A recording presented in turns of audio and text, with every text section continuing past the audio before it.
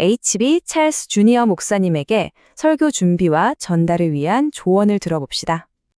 연구에 대한 헌신 없는 설교의 열정은 그저 보여주기 위한 욕망일 뿐이다. HB 찰스 주니어 목사님의 말인데요. 와, 정말 강렬하지 않나요?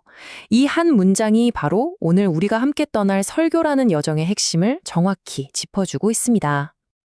자, 그래서 오늘 우리는 이 여정을 총 5단계로 나눠서 살펴볼 겁니다. 가장 기본이 되는 마음가짐부터 시작해서 전략적인 연구, 깊은 내면 작업, 그리고 메시지를 만들고 마지막으로 강단에 서서 선포하는 그 순간까지 차근차근 따라가 보겠습니다. 좋습니다. 그럼 바로 첫 번째 단계로 들어가 보죠. 모든 훌륭한 설교가 서 있는 아주 단단한 기초, 바로 3가지 핵심 전제에 대한 이야기입니다. 찰스 목사님은 힘 있는 설교가 어떤 화려한 스타일이나 기술에서 나오는 게 아니라고 딱 잘라 말합니다.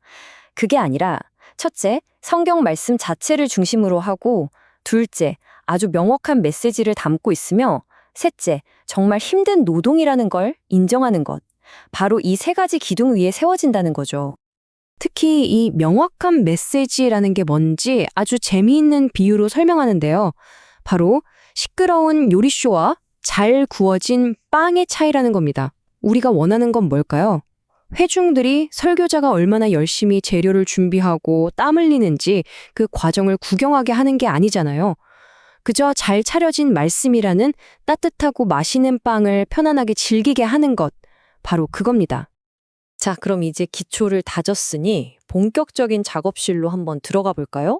2번째 단계, 바로 전략적인 연구입니다. 과연 설교자는 말씀을 어떻게 연구해야 할까요? 여기서 정말 중요한 건 설교 계획을 그냥 시간 관리 차원으로 생각하면 안 된다는 거예요.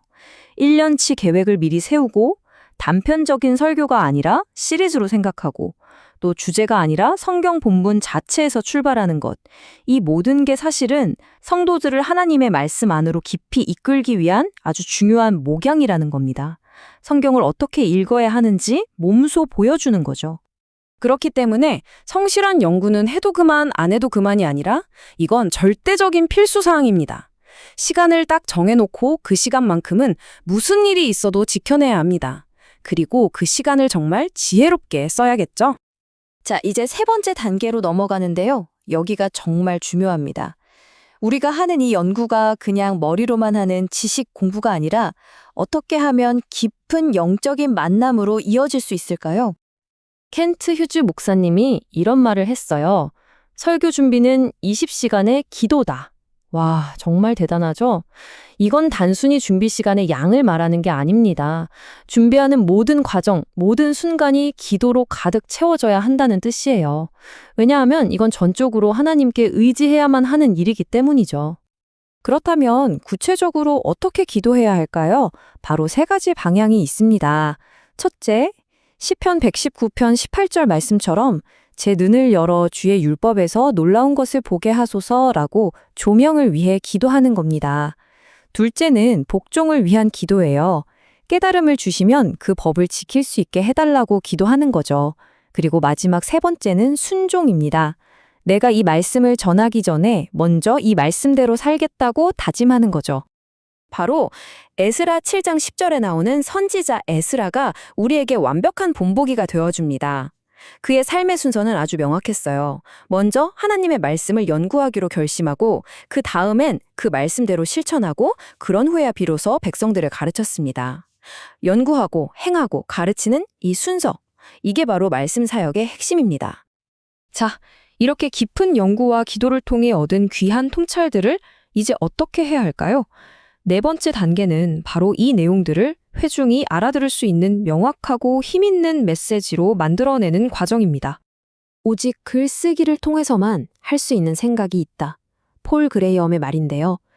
찰스 목사님이 왜 그렇게 설교 원고를 처음부터 끝까지 다 써보라고 강조하는지 바로 이 문장에 그 이유가 담겨 있습니다. 많은 사람들이 글쓰기를 그냥 머릿속 생각을 옮겨 적는 거라고 생각하지만 절대 그렇지 않습니다. 글 쓰는 행위 자체가 바로 생각하는 행위입니다. 글을 쓰다 보면요, 막연했던 생각들이 명확해지고 논리가 잡힙니다. 마치 생각에 낀 곰팡이를 싹 긁어내는 것처럼요. 말로만 할 때는 절대 얻을 수 없는 선명함이죠. 그래서 이 메시지를 만드는 과정은 크게 3단계로 이루어집니다. 첫째, 내가 전할 설교의 핵심 내용을 딱 한 문장으로 정리해 보는 겁니다. 둘째, 그 문장을 중심으로 설교 전체의 흐름과 구조, 즉 뼈대를 세우는 거죠. 그리고 마지막으로 이 뼈대에 살을 붙여서 듣는 사람들을 위해 명확한 원고를 완성하는 겁니다. 자, 이제 드디어 마지막 단계입니다. 그 모든 연구와 기도, 그리고 글쓰기의 시간이 바로 이 순간을 위한 것이었죠. 강단 위에서 준비된 메시지가 생명력을 얻는 시간, 바로 강력한 전달의 순간입니다. 여기서 말하는 강력한 전달이란 건 막 소리를 지르거나 연기처럼 하는 걸 뜻하는 게 아닙니다. 찰스 목사님은 정말 기가 막힌 비유를 드는데요. 설교자는 물건을 팔아야 하는 고용된 광고인이 아니라 자기가 써보고 너무 좋아서 주변에 알리고 싶어 못 견디는 만족한 고객 같아야 한다는 겁니다. 그 진심에서 우러나오는 목소리, 거기서 진짜 힘과 열정이 나오는 거죠. 그래서 마지막으로 우리가 기억해야 할 것은 이겁니다. 내가 전하는 것이 바로 하나님의 말씀이라는 확신을 가지고 누구나 이해할 수 있도록 쉽게, 그리고 모든 사람을 그리스도 안에서 온전한 사람으로 세우겠다는 사명감을 가지고 조금도 위축되지 말고 담대하게 선포하는 것, 바로 이것입니다. 자, 오늘 이 모든 과정을 함께 살펴봤는데요. 결국 가장 중요한 질문은 이게 아닐까 싶습니다. 내 설교 기술이 얼마나 늘었나가 아니라 내가 전하는 이 메시지가 듣는 사람들의 삶을 실제로 어떻게 변화시키고 있는가? 바로 이 질문에 우리 모두가 답해야 할 겁니다.